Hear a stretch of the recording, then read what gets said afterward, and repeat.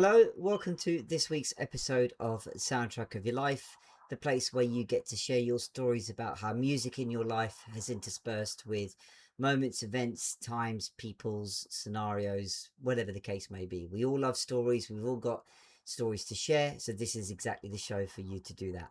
My guest on this week's show is Taniya Hussain. Taniya has been in my network for a little while now, but we've never actually connected properly on either a project or initiative, whatever. We've just been in and around each other's network, helping each other in terms of commenting on posts and posting and all that stuff. And Taniya shared that she would love to be a guest on the show, given her background in music and dance and just enjoying it.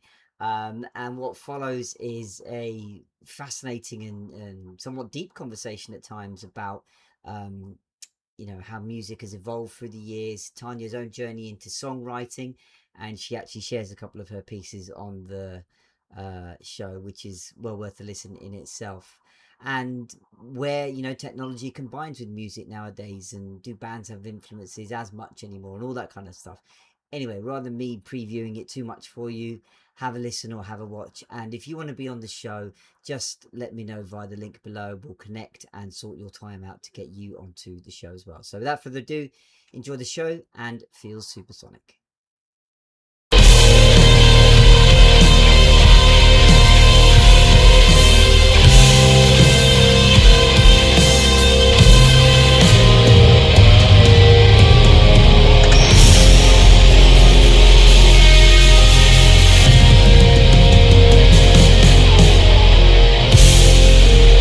Hello, welcome everybody to this week's episode of Soundtrack of Your Life.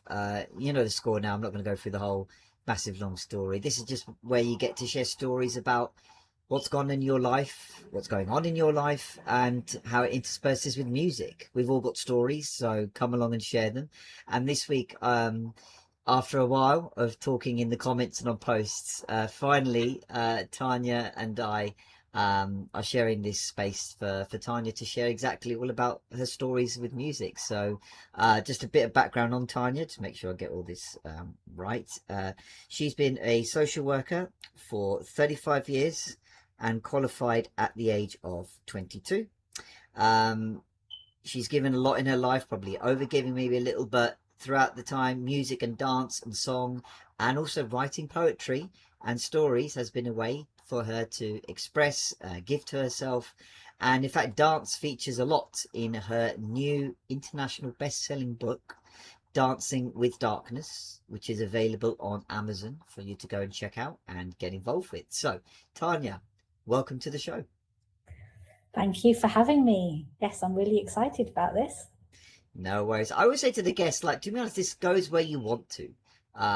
So wherever you would like to start from, whichever story, whichever song, you're welcome to do so.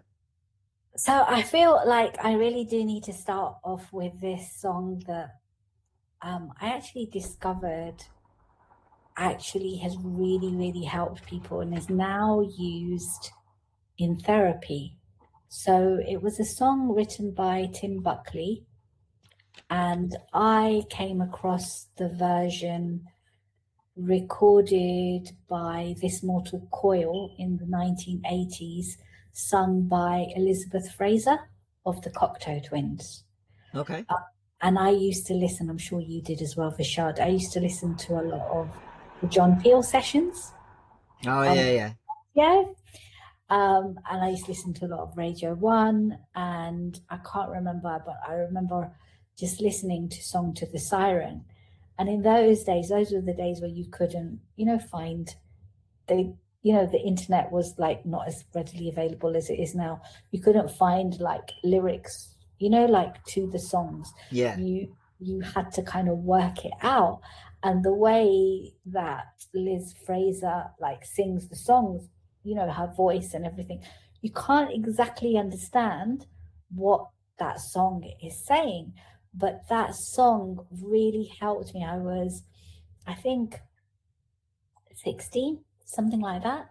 Between the ages of 16 and 18, that song was something just that held me, that comforted me, that like just kind of connected me to a spiritual realm that, and I didn't really understand the lyrics. And I listened to this documentary, I think it's on BBC Sound, um, literally about how this song has helped people, prevented people from suicide, how it's used with a lot of like men's groups, and the actual history of the song when Tim Buckley, why he wrote it and how he wrote it, and him also singing it. And I literally, when I was listening to this documentary, was literally crying because the way that song helped me was before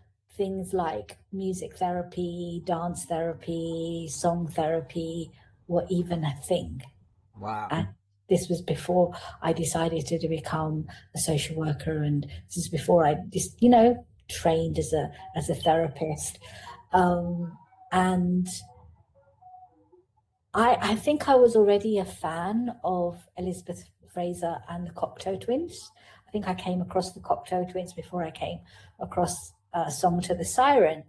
And I remember actually listening to This Mortal Coil and that particular that particular album when I was actually giving birth, but with my first Oh, and second. wow. It What was time in to think of it. it was in the background, and 4AD Oh, was like the independent like record label. I was very much into indie music, and so it's literally, I would say it's probably my favorite song of all time. And it's really funny. I have a friend who is a doctor. She's a GP, and I kind of introduced her to this song, and so she used to like sing it to her children as a lullaby. And she really loves like this song, and she is one that told me about this documentary. And I feel like this song has helped so many people in difficult times. And I would say, yeah, if there was any song that's really like my all-time favorite song, it would be that song. is there anything particular about the song itself, though, Well, for you? the actual song is actually about ships and like hope and death, and it's really deep. Right. And when Tim Buckley kind of like wrote it, and his version is really like, it just touches your soul, and it just gives you hope amongst a lot of darkness. I like That's that. yeah. That's really powerful. When there's, you're right. It feels like there's only certain um, songs and moments that inspire that kind of deep. I always call it like my favorite artists talk about the universal truth, a Yeah. universal truth in song where like the interpretation is left up to the person, but yet that interpretation goes so deep at Yeah. first listening, it stays with you. You don't need to listen to it again and again. It just gets you in, and it stays with you for long periods of your life. and You know? and listening to it now and kind of understanding why he wrote it and how he wrote it, and listening to him actually sing it, it basically, for me, it was like God holding me Wow, holding me, wow. because I was extremely, like, I was going through a lot and I was on my own, and that song literally held me. I think I found the hook of the show. So I know before the show, I always ask guests again to curate a playlist which they get to share with people afterwards, just to just share music, right? I know there were a lot of personal choices in there. Mhm. You're welcome to share more about those selections if you'd like to. Yeah, so I feel it in my book that I've written, Dancing with Darkness, Madonna's featured Nice.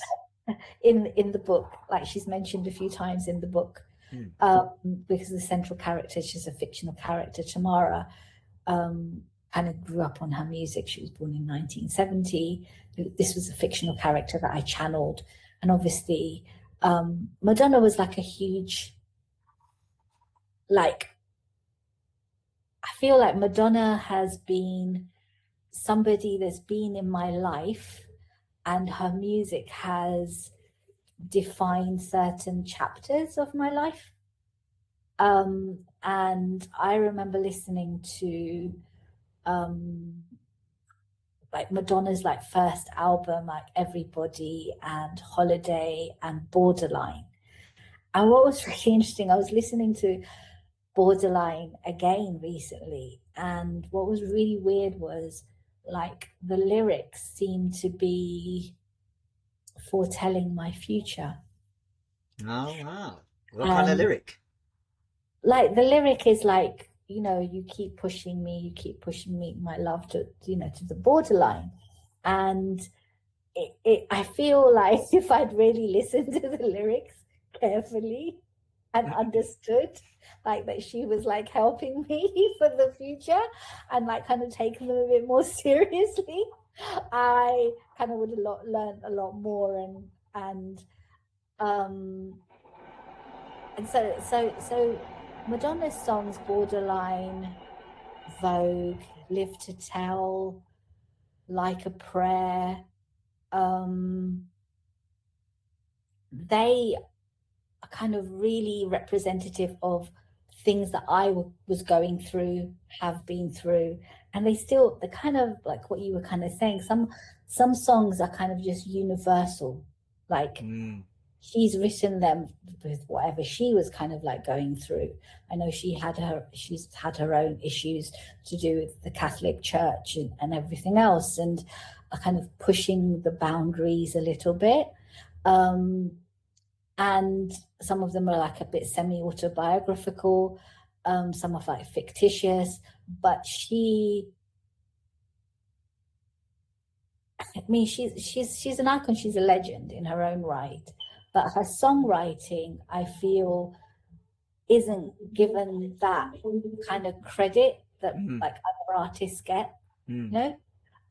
And I know some of the songs, you know, what she's recorded aren't her own, but Live to Tell, I would say, is something that has really helped me.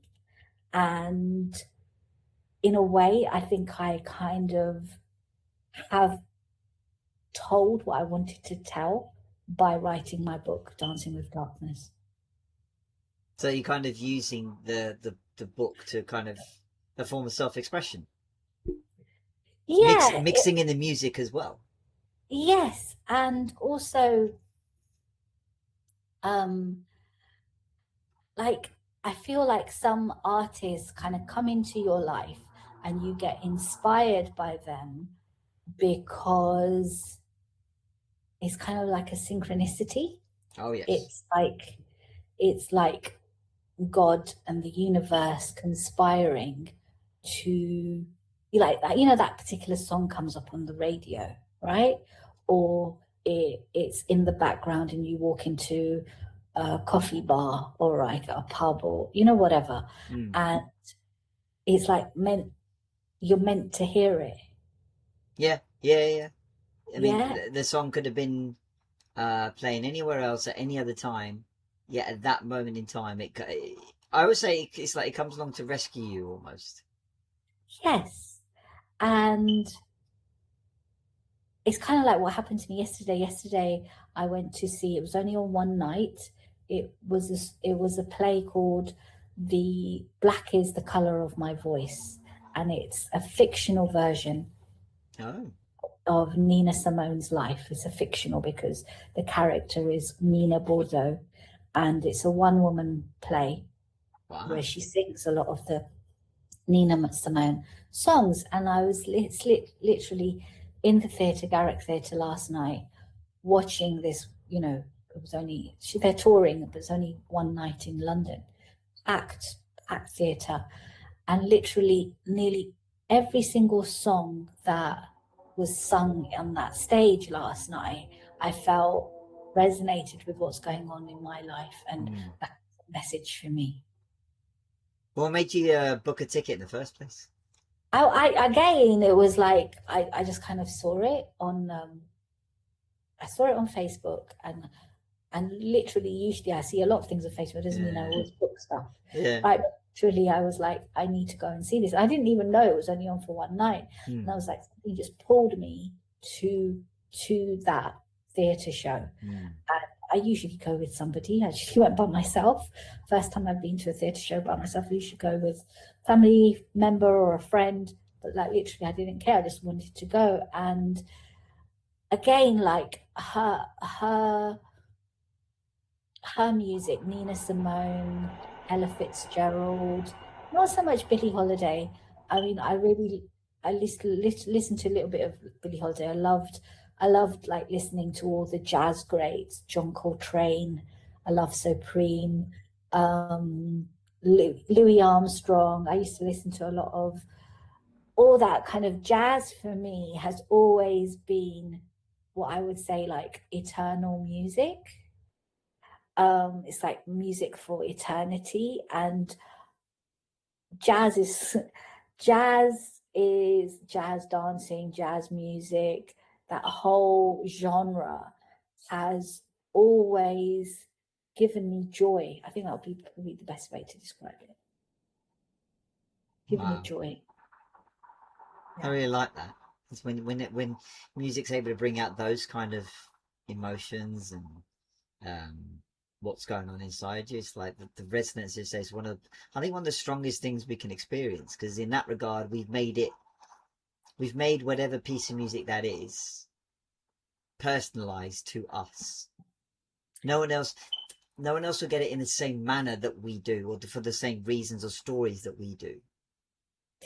Yeah, and also like jazz. I remember, I think it was in the 90s, I went to Kenwood. I'm sure you've been to Kenwood in Hampstead, to the jazz festival there. And then I remember listening to, I think it was the River Thames. I think, yeah, River Thames, Tower Bridge, I think somewhere near there. Elaine Delmar, like listening to her like perform live. And like jazz music live has just a different edge, a different, like, there's live music and then there's like listening to a recording. Yeah. And I don't have very many regrets in my life. I hardly have any regrets, right?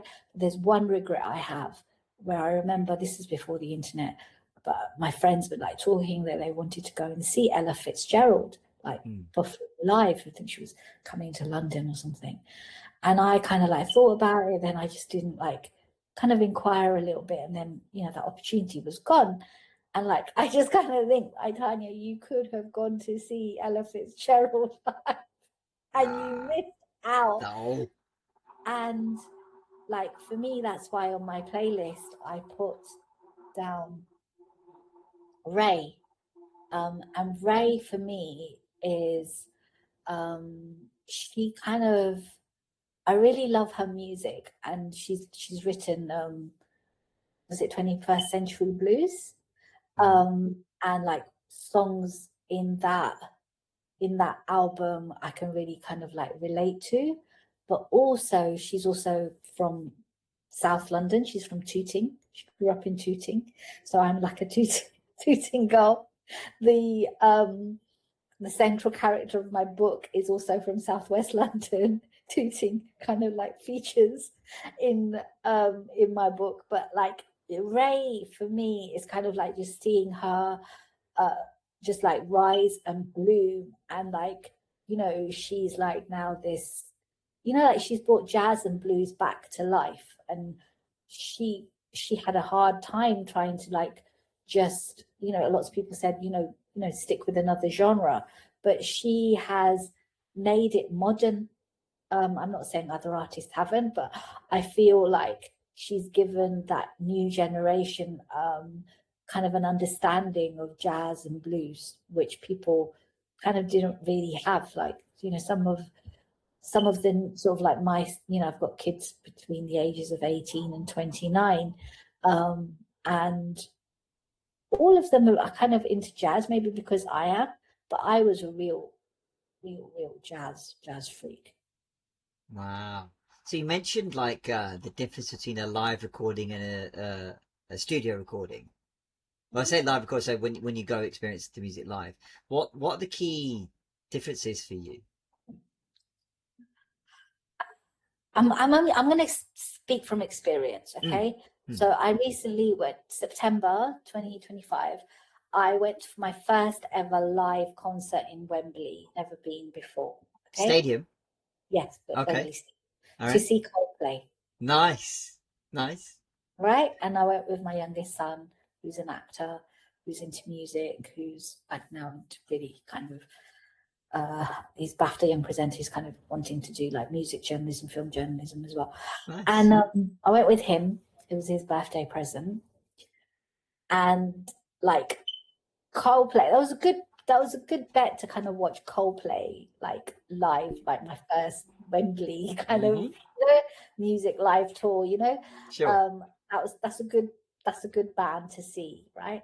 So now, if I listen to Coldplay, okay, it's good, but it's not as good when Yeah. you're seeing it live and you're sharing that experience with other people. I think that's what makes it. It's not just that the band are like live, it's the fact that it's like a community Yeah. experience. Does that make any sense? 100%. And Coldplay are probably one of the best bands to cultivate that kind of thing. Yeah. And again, I remember like being at Wembley and like people have come from like far, like Oh yeah. Brazil, Yeah. Argentina, the other side of the world. And I'm like, you come all that way. And like, there's just me coming from South London to North London. It's like, Yeah. wasn't that much of a trek. Yeah. And like, again, like people speaking different languages, but like that music is what brought them. The music is what brought them. And that's why feel like music kind of connects you to other people and the Mm. art, but it also connects you to previous versions of yourself. Self. Yeah. Yeah. And it makes you like travel in time. Oh, absolutely. And there's like some music that kind of travels with you. And on my playlist, I'm sure there's Thomas Lang, and I think I shared Scallywag Jazz. He's a Liverpudlian. I say he's jazz. He's like modern jazz. I'm sure that's on like my playlist. And Scallywag Jazz is a tune. It's hardly got any lyrics. It's got lyrics at the end. But I remember like listening to it, and I feel this was in my 20s, and I feel like I met my future self while listening to it. And I used to listen to it to like help me sleep. I used to kind of listen to it because it gave me joy. And then I remember in my student days, I studied at Coventry Poly social work. He came to perform to a Wow. student. It was more of an intimate, like, I think maybe there was about 40, 50 people seated. It wasn't like a big venue.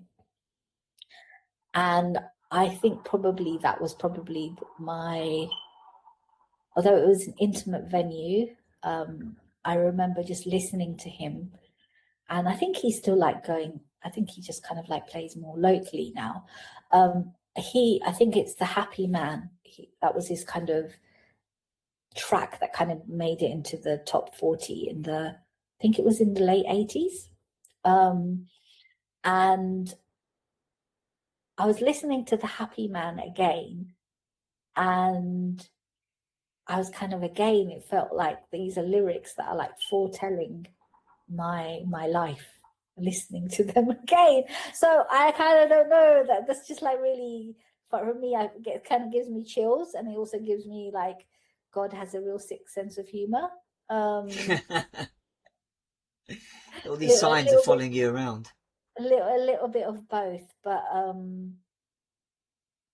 like jazz, modern jazz, um, has really kind of like helped me kind of connect me to like before I was married, before I had kids, like connecting me to the maiden.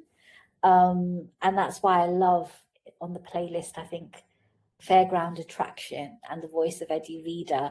I love A Smile in a Whisper. Mm. Um, in Fairground Attractions, a first, I think it's a First of a Million Kisses, I think that's what it's called. And literally there's another track on that album called The Moon Is Mine.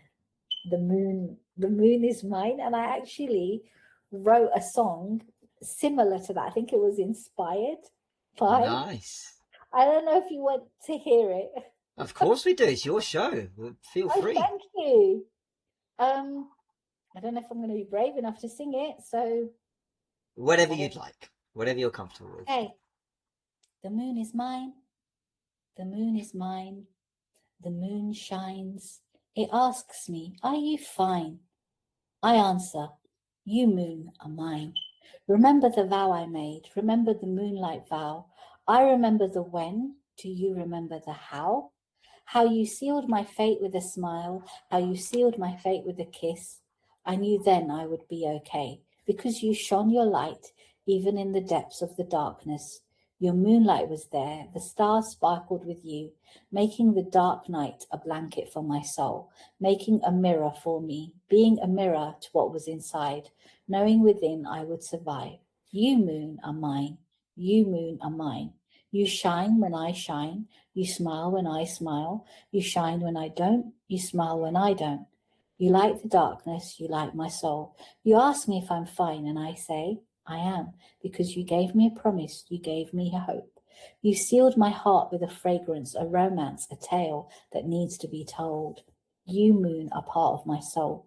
You may be in the sky. Other lovers might try to say you're theirs, but you, moon, are mine. The moon is mine.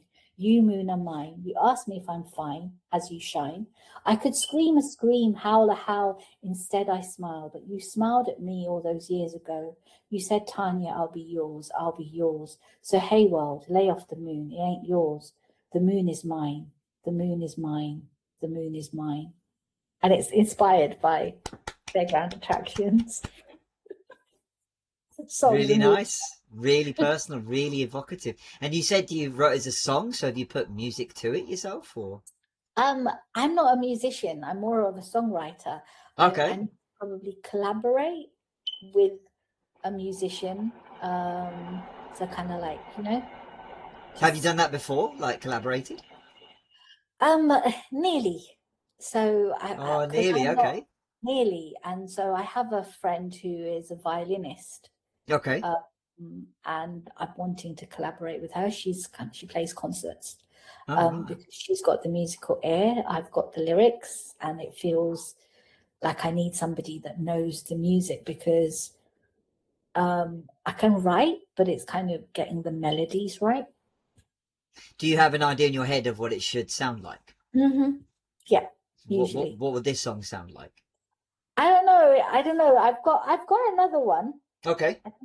which was on my playlist. It Okay. was Yesterday by I kind of put that Yesterday by the Beatles was really something that I love, like listening to. I do love the Beatles, but then I kind of got my own version, and I might be brave enough to sing Go it on. for you. This will be good. This will be good. Yesterday, all my troubles looked like they were here to stay. Now they look like far away. Mm. Oh, how I do not believe in yesterday. Yesterday, I was not the woman I was meant to be. Now I know my destiny. Today I stand with integrity. I'm evolving to find me. And suddenly I feel the joy. I'm not a victim of a ploy. Suddenly the sorrow is buried in a parallel tomorrow. And I experience not the pain, but serendipitous serenity. I find the love within me, for me, and I embrace my strength and vulnerability. Suddenly, the Caterpillar becomes the butterfly, and I learn how to fly. I'm now the woman I want to be. Oh, how I believe in me today. How I celebrate me today. Suddenly, the future has a glow, and hope always shows. Yesterday seemed so far away. Despite my pain and sorrow, I no longer live in yesterday. Regrets do not consume me.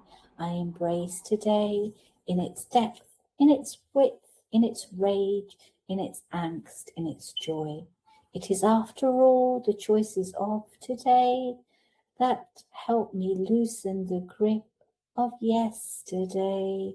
Yesterday, oh, how I bid you goodbye and say hello to the vibrant me, myself, and I. Wow. It's like, it sounds like yesterday's sequel. Because, like, the original, it seems to be more backward looking, more like, a bit of regret. Well, a fair bit of regret in there. Yeah, Um, Staying in there, but yours is still reflect, like, observing all that, but focusing on what's ahead yeah. and I still might, using. I might, I might meet. Maybe I collaborate with Paul McCartney I was on going to the say, reach out to Paul, saying, reach out to Ringo and Paul and saying, look, lads, I've got yesterday's sequel if you fancy it. Yeah. Again, in your head, do you does it sound a certain way to you? It sounds like the original, like the Mm, Beatles mm, yesterday. mm, Like the tune is that, but I don't. I think it's probably again needs to be tuned to that tune for it to sound like that, or it might need a different tune. So in my head, I have things like playing, and I I feel like I didn't ever have a musical ear, but I feel like I don't know if this is true, but I feel intrinsically it probably is. I feel like all of us are musical, but some of us, it's really buried deep. mm. Yeah. And we need to kind of just open ourselves up to it. Because I always thought, like, like when I dance, dance off beat. Probably when I mean, I'm not a singer, I'm not a professional singer. So I have a tune in my head and I then just kind of like go with it. And that song kind of came out and I've kind of worked on it. But it literally, from a very young age, when I was going through difficulties, I find myself like walking and songs come to me, and I just like start singing them. And some of it is just for me, like Mm, to mm. help me process whatever difficulties I'm going through personally. Um, and I've kind of done that a lot. I think I grew up in a household. My dad was very much into Urdu poetry. He was a poet himself. I grew up on like Bollywood music. My dad was the one that took me to my first musical theatre show. I think it was 42nd Street, and I fell in love with musical theatre. I used to watch all like the musicals. I remember at a very young age, I remember watching like West Side Story, and it's like, wow, so I kind of always grew up on like music, Bollywood music, Hollywood music, um, listening to his records, my dad's records, like Baez, and kind of was listening to 60s music, although I was a teenager in the 80s. Wow. I mean, you're right in terms of like, um, everybody having that innate ability to express. Like, it's interesting when you use the word professional singer. Well, you only turn, I think, professional when you want to go down that avenue of like, okay, I can. Well, today it seems more like, how can I monetize this? There's also. Yeah, yeah. And for me, like, I feel like there's certain things that I like to monetize, Yeah. like my writing, right? But like for me, like if I just feel like me singing I just want to do that for myself. Absolutely. Me, like, there's one dream that I have, you know, like getting into a recording studio and just recording for myself. That's And sometimes doable. I feel like, and it's very doable, like, and I feel like sometimes when you do something for yourself, Mm. it, I don't know, it just, I'm not saying if you do it and monetize it, there's no joy, but for me, it just, I don't know, it feels a bit more cleaner. It just feels, I don't know, that's probably the best word. It feels a bit more cleaner, feels a bit more purer. I don't know why.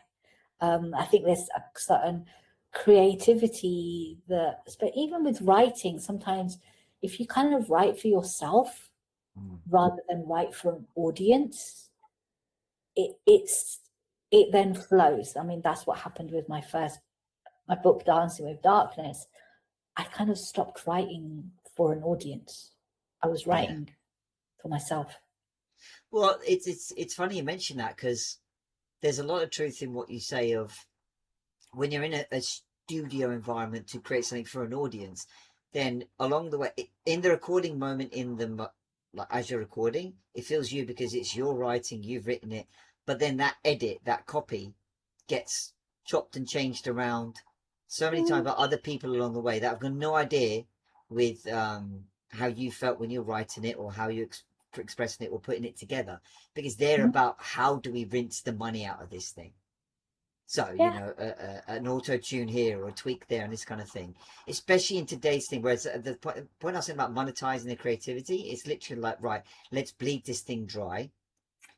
Whereas I think the artists from probably the 90s backwards has been yes, like, has been in tune with what you were saying a lot. I create the music for me, and if other people happen to join along, it's a bonus. Now, it just happens to be that they had the followers in their millions, in the sense of like so many people clicked on, like you mentioned yesterday, and I just looked up, I remember Paul McCartney and the story about how he wrote yesterday of like, well, it was in a dream, and he had yeah, to go and ask everybody else next morning. He asked like John, George and Ringo, going, is this your song?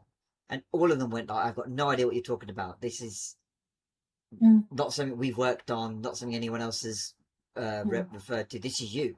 And Paul's like, mm, no, I'm sure I've heard this somewhere. It's like one of it, but I love it. It's like it is probably one of the most iconic numbers ever. I think it's the most covered track ever, yeah, right? yeah, But all coming from the guy who's like, I can't even remember like writing it. It came to me in a dream, in full, not like, oh, a bit here. It's like the whole thing.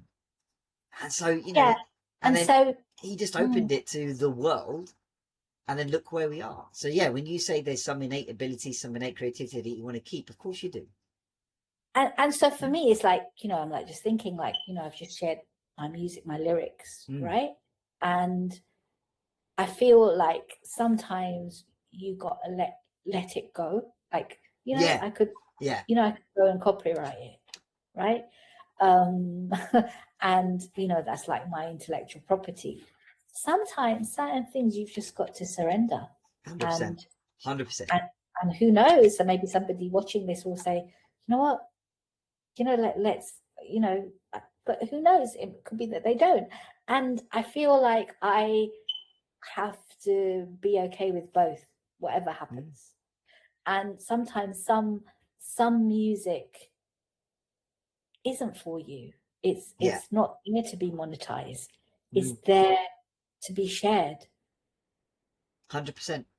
It's as soon as you're given that example, the case slash example of Bittersweet Symphony came to my head, where the Verve and Richard Ashcroft, who put the whole song together, had years long battle with the management slash group, the Rolling Stones, because they said, no, you nicked our riff, and Mm-hmm. they got all the monetary royalties and benefits from it.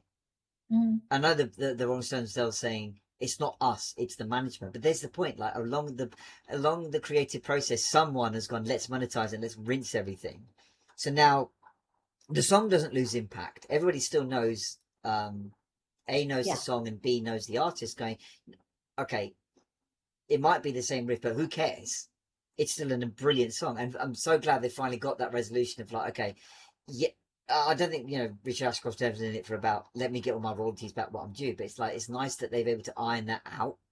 Yes, You know? and that's kind of happened with a lot of recording artists. George Michael, Yeah, yeah. had a massive like long battle with, and then recently, what's her name? Can I forget? Taylor Swift, Mm. has now got ownership of all of her like songs. Yeah, yeah. Ed Sheeran had some long ass battle in court. Yes, and for me, I find that kind of just shows the current state of the 21st century, the Yeah, 20th. yeah. Oh Did yes. did musicians and artists have these long battles like before the commercialization of music? Um, I wonder if they were there, but they just quickly went, oh sod it, who gives a shit? Like I'm like a reminder of when Noel Gallagher wrote Cigarettes and Alcohol. The opening riff is an exact rip of the intro to Get It On by T-Rex. Literally the same notes. And everyone Probably, told yeah. him, you can't do that. It's like, you're ripping off T-Rex. And he went, who gives a shit? Because he said when we release this, and he's like, not when, like, if, like, when we release this on our album, if they want to come sue me, well, no. And various people have claimed and tried and all this kind of thing, but it's like, I think at the time he came from the perspective of like, well, I'm just doing this for me. It sounds good. I'm going to stick that in. And that's I think there's a theme though when artists do something for themselves Yeah, because art cannot be owned, really. huh? Exactly. Yeah. Art is beyond time and it really can't be owned. Uh, but as you say, it seems like in this era in particular, that they are trying to own it. Yes, Who buys so and so's catalog? Wasn't it yes, like the Beatles catalog got sold to some like Michael Jackson yeah, was off it? But anyway, yeah, they're focusing on the ownership part of it. yeah, Whereas like it was refreshing, as you said, to see Taylor Swift go, no, stop that. I'm going to re-record everything and keep yeah, this back to and give it back to me. yeah. Fair play. And I do have a lot of admiration. I'm not a Swiftie. Mm, I do have a lot of admiration for her. mm. Uh, and it kind of leads me back to like my playlist and like for me, Sufi music Yeah. as a real has always been really, really something that has helped me. Like it's been like a thread. And I probably got introduced to Sufi music by Bollywood music. All right. Because I grew up on with like I grew up on Bollywood from a very young age. Went to see like Bollywood movies in Tooting, and the cinemas used to like just be packed out. This was before VCRs. And I grew up on the voices of Lata Mangeshkar and Mukesh and Muhammad Rafi. Yeah, yeah, yeah. And then in my 20s, I got into Pakistani Sufi music. I got into Abda Parveen and Munni Begum. And in the playlist, I mention Abda Parveen and Maskalandar, right? Which is a kind of a very, very famous Sufi ghazal, which has been done by so many different like greats. Nusrat Fateh Ali Khan and Rahat Fateh Ali Khan and her version. And Abda Parveen is kind of like, she's kind of really big in Pakistan. She's big internationally. But when I listen to her, I kind of, I can dance and listen to Sufi music and other music. And then I go into a different realm. And when Mm. I was writing my book, a lot of how I kind of got over writer's block when I was kind of, blocked in, where this book is going to go. I literally danced myself out of writer's block by just dancing. Wow. And sometimes when the dancing, there was no music. I was just dancing in the silence. Wow.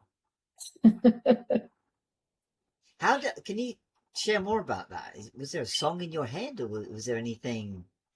um How did it come about? so this is something I don't know. Wasn't really conscious of it. Mm, But my friend, when I was studying social work, I shared a house for 1 year with a dancer. So she's amateur dancer. She was in the music society. mm, And she told me recently, after I published my book, she goes, "But Tanya, I remember you kind of like dancing in your bedroom, like to kind of, when you came from the social work placement and you were like stressed out, that's how you used to cope with your stress." And I was like, "Really? Really, Claire? Did I really do that?" And then I vaguely remembered I used to do this from as a childhood, because again, like with Bollywood and seeing like, Bollywood, like, dancers, and like growing up, my dad was a real fan of dance, Bharatanatyam and classical Indian dance. mm. And then kind of growing up with like Gene Kelly and Fred Astaire and, those movies, Hollywood movies. I kind of used to kind of try to do that in my own bedroom, right? And oh, and that for me is like where, and then when I was, when I was studying and used to go out like dancing to clubs and stuff, I then just used to kind of just, that was my way of letting go. That was my way of just, just being free. Mm, Um, mm. and again, I'm not a professional dancer. I kind of dance off beat, but I remember like being in a lot of those student bars and clubs and indie music, and kind of just going into another element. And um, it just, for me, like the dance and the dance floor is just being free. And I mean, I do remember like, having like good times with friends, but there's also a very spiritual element. And so when, I've seen the whirling dervishes in Turkey, this is like in a private gathering. It's very mystical. It's very spiritual. It connects me to me, but it also connects me to God. Wow, Yeah. that's a powerful line. There's something more in that. So like, because you do especially in our culture slash backgrounds where movement is associated with movement and dance and expression is associated with various goddesses or gods and that kind of thing. And Yeah. when they're seen as art forms on stage, interpretations, depictions, and all this kind of thing, dance is key to that. Where you see that um, both the music and the dance combined to create this kind of fervor about it, which quickly I think gets you you get swept up in it, I think. Yeah, and sadly, in sort of like, I think it's not just Muslim circles, it's also Christian circles. There, especially like from the 80s and 90s, there was this thing like music isn't allowed, Yeah. dance isn't allowed if you're, amongst like Muslim kind of conversations. And um, there were a few years of my life that I kind of stopped dancing and I stopped listening to music. And it then made me, I've studied Islamic studies under a woman scholar. Mm. And for my actual like project to look at Islamic law, I actually did a whole research project. Um, is music forbidden in Islam? And Oh, that okay. really led me to kind of really understand that music is very much in the soul of Islam. Music is very much in the fabric of Islam. And um, again, like lots of people kind of like, how can she say that? Whereas the actual surah in the Quran means song. Quran literally means that which is recited. So surah in Arabic, similar to shira in Hebrew. Shira means song in Hebrew. Surah. So the Quran is like, there's songs in the Quran. They're just songs, and each song has like has got a name. And listening to the songs and reciting the songs of the Quran is something that literally bonds humanity, whether you are Muslim, Jewish, Christian, Hindu, or even of no faith. Because again, it goes back to like music. I think in most religious traditions, music and song and dance is what connects us to each other and connects us to nature and connects us to God. Mm. So coming back to what you're saying about there's a time where you didn't dance or listen to music. Was that a Yeah. conscious choice, or whether it came from like what I your think understanding I, of? it was like me just kind of trying to reconcile my faith and Right. also kind of I don't think it was for very long. I think it was just a couple of years. It wasn't very long, but I don't think it lasted that long because I kind of kept gravitating back to it. And I guess, uh, as you progressed with the studying, you found that actually there is, as you said, music is in the fabric of Islam, for example. And it's yeah, like, wow, like, you've been believing a story for, as you said, 1 or 2 years, and yet what you're finding out in your natural research is like, no, it's not something to avoid or to ban or to, abstain yourself from. It's like it should be enjoyed and celebrated for what it is. yeah, and for me again, kind of going back to like my playlist, um, there there's a particular song on there. It's called Bulia from the film Adila Mushkil with Mm. Ranbir Kapoor. It's a Bollywood film. And there's a song in there where the character, the central character in the film, that's what kind of he gets like the most plays and he becomes like, viral and, just becomes really famous like Mm. musician. And the song Bulia is kind of, it's very Sufi orientated because it's talking about I think he's a Sufi saint from Afghanistan, Kabul, and it's literally for me that song. Whenever I listen to it, my feet just start tapping, and I find it really hard to stay still. And it's such an inspirational song, and I feel like sometimes because I am bilingual, I speak English and Urdu. I speak Urdu fluently. Um, I find like Urdu is for me like the language of the heart. And sometimes when I can't express myself in English, I find I express myself. My poetry is much more richer in. I've written a lot of poems in English. I've written a few in Urdu, and when I really, really, really want to say something, I find that I start writing poetry in Urdu more than English. And Okay. maybe that's my kind of because my roots are like from that area of the world. I was Yeah, and there. what one thing that struck me about that bilingual characteristic is like, um, you mentioned Bollywood and those what's known as the golden era, right? Mohammed Rafi, Yes, Shankar Jaikishan, Lata Mangeshkar, which yeah, my folks generation are yeah, particularly into. And as you grow up, you naturally absorb these things that are in and around your home and all the network and this kind of thing.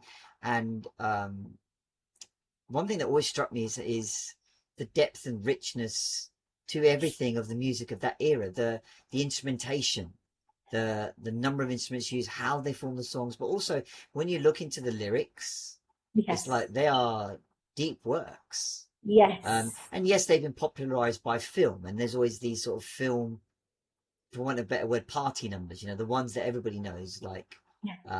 but when you go into, um, especially I think the 50s up to the 70s, Yes. they're, they're real personal soliloquies, monologues, expressions that again carry that universal truth. Um, Def- and Definitely. especially touching actually on emotions that you don't readily feel. Um, express like, you know, heartbreak or grief or hurt or sorrow. Um, I think that's something that just got lost along the way as, you know, as music evolves or tastes evolve or whatever it might be. But when you spoke about the bilingual thing, the reason that picked that up is like they sing it in obviously Hindi mostly. Mm-hmm. Mm-hmm. But when you read the subtitles in English, Mm-hmm. that's when you put like, oh, that's what they're singing about. Like, wow. And you understand the Hindi, but when it's when you just read it as well, it gives that sort of double impact of like, wow, wow. And also Yeah. back to like language and music, kind of going from the first song that I started with, where I couldn't actually understand what Liz Fraser was singing. For me, music is beyond language. Yes. Yeah, yeah, yeah. It's its own language. It's its own language. So you might not actually understand the Hindi or the English or the French or whatever language it is in, the Arabic, because it touches your soul, it Yeah, touches your heart, it touches yeah, your body, that because it's about a beat and a rhythm. And I mean, it's like if you think about, it's kind of commonsensical. How can music be forbidden when the birds are singing? yeah, The wind, wind has its own sound. The sea has its own sound. And unfortunately, with a lot of like, religions, this was how, populations were controlled, by banning music, because music is the language of the soul. yeah. Yeah. And I think that, funny enough, there's not enough of that nowadays. But it's never been in more opportune time, I don't think, especially in recent times, for something like that to come back up again. And, To and you know, yeah, and for me, I think that film Edel and Mushkil, because there was a long time I stopped watching Bollywood films. Um, but I remember when that film came out, which was, I can't remember exactly when it came out, but that film kind of was a class of its own, and it got lots of people that weren't into Bollywood film to then go back and watch, Bollywood films. And the music in that is kind of like really rich. I mean, the story is rich in itself, but like the music in that is really rich, and it's also, there was, because kind of what's happening in India and the politics, there was, it was like the films, whoever made that film was trying to revive Urdu again, and mm, Urdu, the language. And what I love about India, because that's where my parents were both born in India, and then my dad's family moved to Pakistan first, and then my mum, she then, when she got married, she joined him in Pakistan. And then I was born in Pakistan, but then when I was one, I came to London, UK. And for me, like, what I love about India is it's not just one language, it's many languages. It's not just one faith, it's many faiths. It's not just one culture, it's many cultures. And the richness and the diversity of India, which I mention a lot in my book because the central character is Indian, um, is it's so rich. And when things like become like just one and singular, um, that's when beauty becomes, yeah, I don't know, is the word corrupted? I don't know if that's the right word. It kind of loses its beauty when things become like singular and just about mm, one language or one faith or one culture, because we're not. We're many, aren't we? We're diverse. We're rich. We're so many different languages and faiths and cultures. You know. Yeah. It comes back to, I think, what you were saying before, like the music gets individualized because it's you give it its own meaning of what it means to you, and that'd be completely different to what somebody else does. I think when it's dictated down like that, or almost like, so you mentioned like if beauty diminishes, I also feel there's today a lot of weaponizing, twisting it to fit its own agenda, for Mm-hmm. example. Mm-hmm. But I think there is opportunity at the moment for, I've always said in these shows constantly that, like, it's no coincidence if you go back from the 50s up to the 90s, especially in England, you could Mm-hmm. probably name a band where there's a cultural movement behind them. Mm-hmm. So the Beatles, Queen, Oasis, Mm-hmm. the Stones, Mm-hmm. Black Sabbath, the Sex Pistols, Mm-hmm. all this were reflections of a society and a culture that it was the bedrock, right? Mm-hmm. Um, we've had great bands since, like Coldplay, Mm-hmm. who've been successful, and at the same time, have they driven a cultural movement? I'm not so sure. I'm not then here to go ranking it like in leagues and that, but I think there's just, with the times that we are in terms of where people are in their lives, real disillusionment with politics, real disillusionment with identity, personal identity. I think it's crying out loud for a, and I say band in particular because we're humans subscribe to, we're tribalism. We like Mm-hmm. groups. So when there's Mm-hmm. a band that says, it's like, wow, that, everybody knows on this show I'm a massive Oasis fan, and you see that from, like, so around now was when their tour started last year, when they went around the world, and the stories that came out at the time and even now all spoke of, we weren't there just for the music. Of course we would, like, but it's the range of people you saw. It didn't matter what age, color, gender, like anything. You were all there for the same reason. The unity was so profound. Like a stranger standing next to you became your best mate. You were buying each other drinks. You were singing the Yeah. songs. You were sharing stories. It's incredible, and I think there's a real opportunity for a movement or that to come again. But who's going to take the mantle?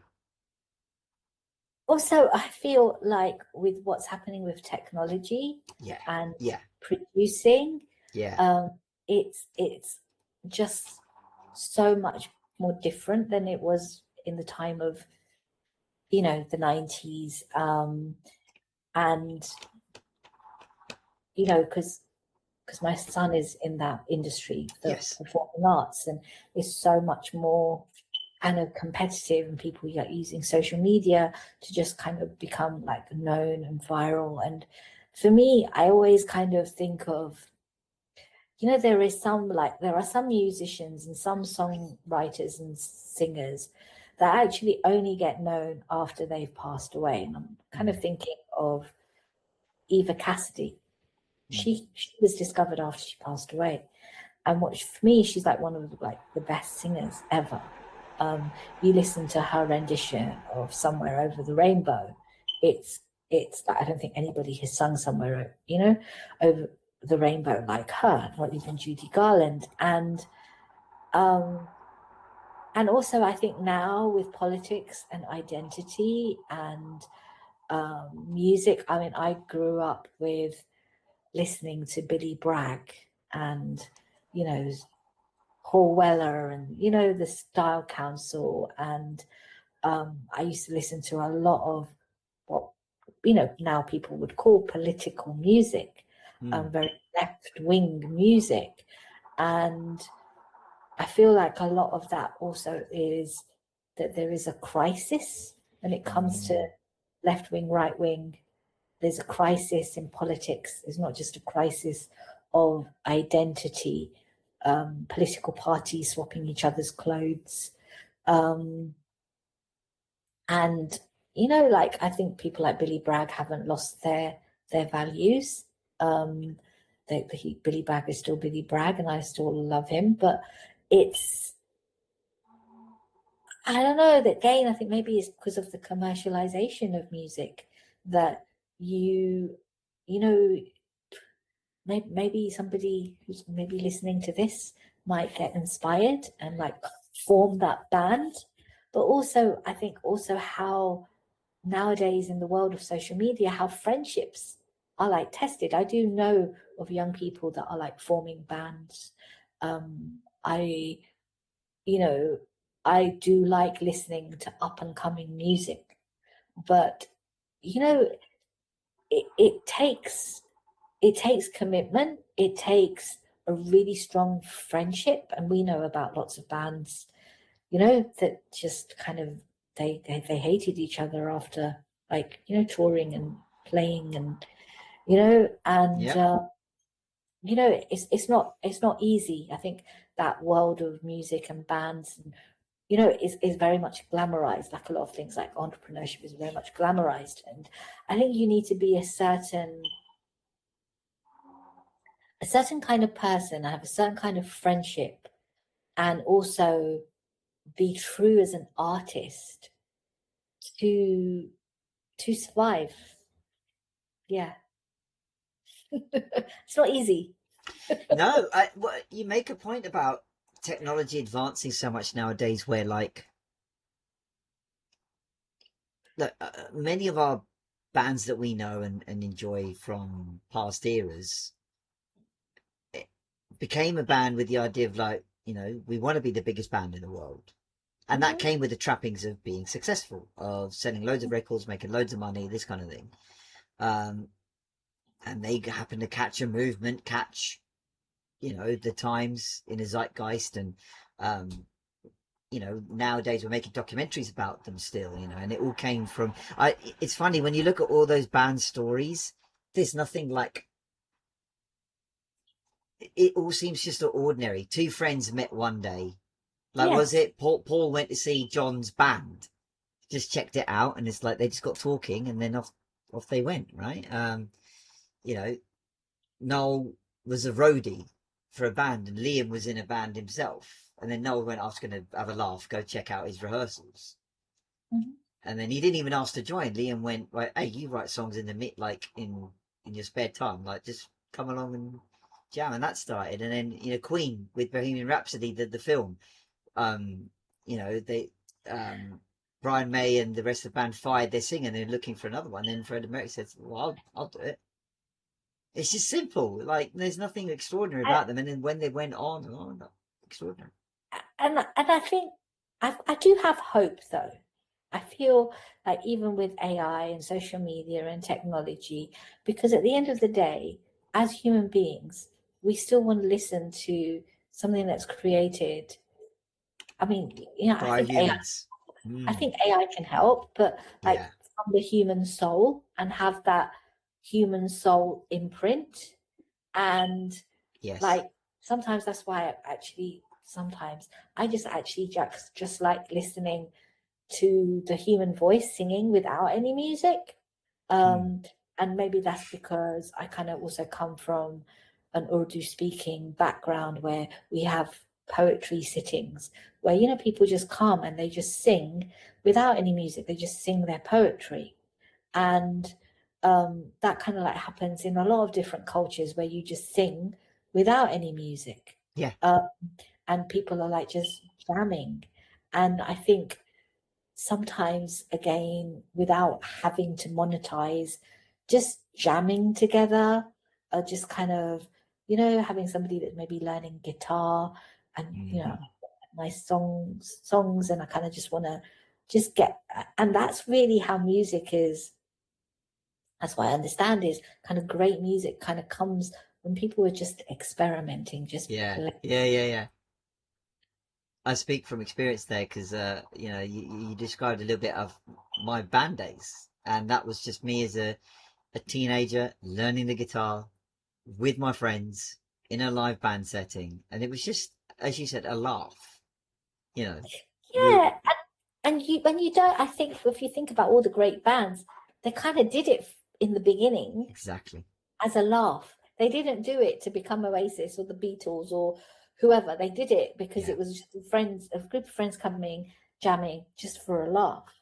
And I think nowadays sometimes some young people kind of get together because, they just kind of want to just be successful. But success, I think most of the time doesn't come because you want to be successful.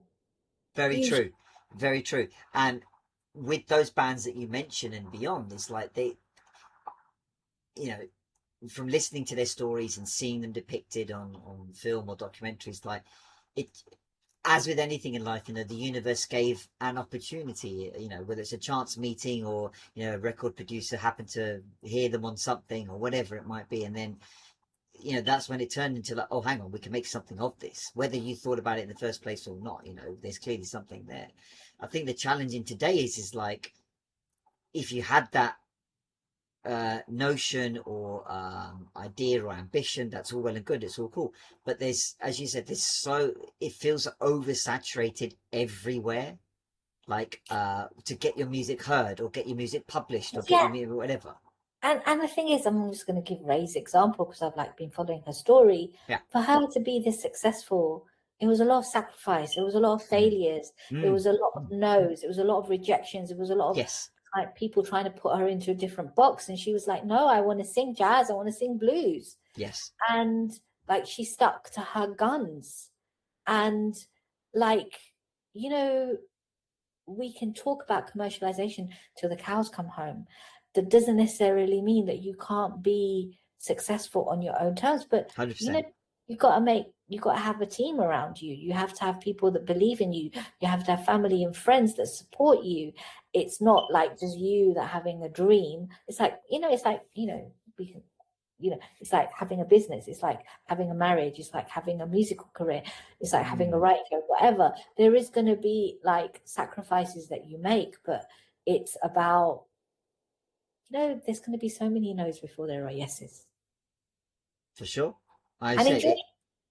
Go on. the journey on the way. I think Mm. sometimes we are so like for me, it still feels really surreal to say that I'm an international best-selling author. For me, it's still surreal because it was like my lifelong dream ever since I was a teenager to have some of my poetry is in that book.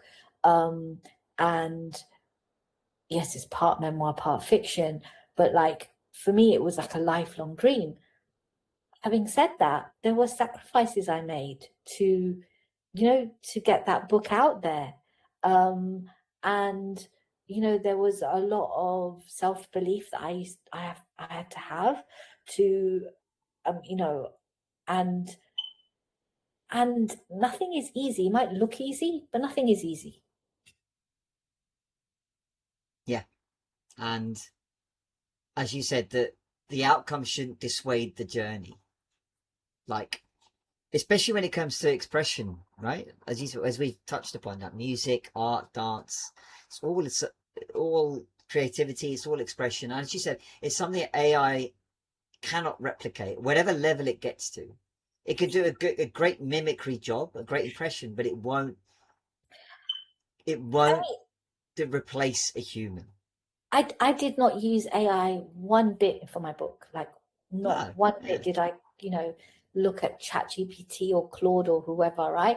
It was totally, some of them are my life experiences that I talk about, and some of it was pure channeling of this character, Tamara. She kind of I don't know, it just felt like, somebody possessed me and telling me exactly what to write. This is my timeline. This is how, and then when I used to write something of myself, she'd say, no, take that out. You haven't done it right. And it literally, now I understand when artists talk about being possessed. I was listening to or watching Madonna's interview with Graham Norton on BBC iPlayer. And Graham asks a couple of, questions about confessions of, Confessions too, and she yeah, goes, my soul. And he goes, well, was it streams of consciousness? And this is literally what my editor used to say about when she was editing my book, Matani Kanye, this is like streams of consciousness. It's very hard to edit this. And I was literally, it was like streams of consciousness just coming out of me about dancing with the shadows and dancing with the light. And again, for me, it's like AI can kind of like help you like with your own ideas, and maybe like with editing and kind of, you know, proofreading and stuff like that. I'm not totally against AI, but it can't give you that content that comes from the soul. Well, I can't say any further than that. I think that's a great way to close the conversation. I know we could go on and on, but I think that was such a natural ending to say, look, it can't replace that. And Tanya, look, so much. Thank you so much for coming on the show. It's been a wonderful conversation, which I know can carry on and on. Before we go, you're welcome to share like where people can find you, anything you go currently working on, links, etc., etc. Go for it. Right now, both of my webs, you can find me on dancingwithdarknessbook.com. Loads of free resources there. You can find me on Facebook, Taniya Hussain. You can also find me on Substack. I think it's called the Reflective Space at Taniya Hussain.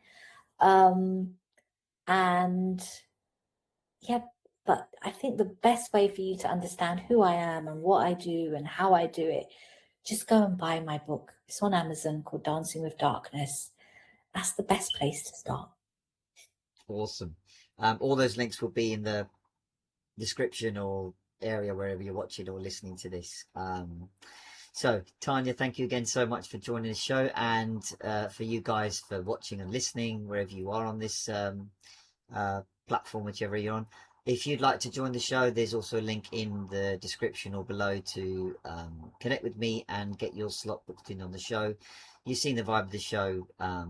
As today, it is a free-ranging conversation about music and moments in your life, how they've interspersed. We've all got stories. We've heard Tanya's brilliant stories and insights today. Go check her out. She does some really good stuff in her space. So until the next one, thank you all for joining, and feel supersonic.